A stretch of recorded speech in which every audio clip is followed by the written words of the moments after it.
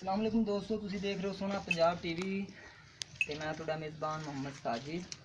सारे नाल पहले साडे सोने पंजाब नूं करो सब्सक्राइब ते नाल बैल आइकन दे बटन नूं करो प्रेस ताकि साडी हर नवीं आने वाली वीडियो तुहाडे तक पहुंचे बासानी। अज असीं तुहाडे वास्ते दोस्तों दूजी झोटी लैके आए। कैमरा मैं सिर्फ तुहानूं झोटी दिखाने ने बाद चों मालक नाल गल करने भी की हिसाब किताब है, कितना दूध दे रही, कितनी देर सूई होगी, मगर की ये हर चीज़ अब मालक को पूछने। कैमरा मैं सिर्फ पिछों अगों चड्डा दिखाओ। ऐं तसल्ली नाल ना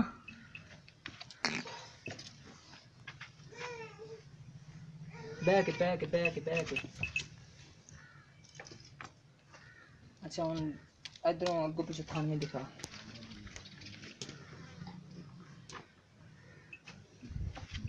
उधरों भी दिखा। अरे बाबा जी उन्हें समझोड़ के दिखाओ।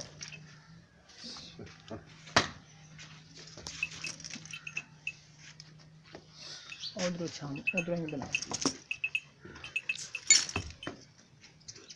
अच्छा ये पूरी देस गई पीछे लगी। ठीक हो गया। आना अगर आओ बाबा जी हम कीमत दसो सामने होंगी कैमरा होने ना। हाँ जी बाबा जी किन्ना सूआ इंदा? ये दूजा सूआ सूई है जी। पक्का पक्का। कितनी देर हो गई सूई नू? सूई नू हो गया 1.5 महीना। 1.5 महीना जी।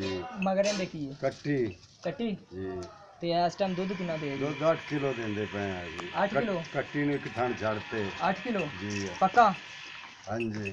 ठीक हो गया। आ वाली कट्टी इंदी मैं कैम कट्टी भी दिखा देंदी। अगे खड़ी है अच्छा कट्टी समेत देनी सानू? जी। ठीक हो गया। कट्टी ते मिलदी है। कट्टी ते मिलदी है जी। ते इंदी कीमत कितनी है?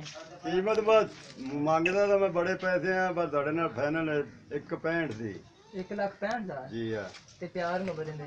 प्यार मोहब्बत फिर देख लो कितने को छड़ दें किराए वास्ते। अच्छा ठीक हो गया दोस्तों। 1,65,000 रुपये कीमत कह रहे हैं, प्यार मोहब्बत भी कह रहे हैं। काला के दूजा सूआ है, 1.5 महीना सूई हो गए ने, 8 किलो दूध के थले। अगर चाय वाली छोटी किसी मेरे दोस्त भाई को पसंद आवे तो साढ़े नाल राबता करे। साढ़ा राबता नंबर है 0304 9613 234 साढ़ा राबता नंबर है। तो मजीद साड़ी नवी वीडियो देखने वास्ते साढ़े चैनल को करो सब्सक्राइब। तो मिलने अगली वीडियो च। अल्लाह हाफिज़।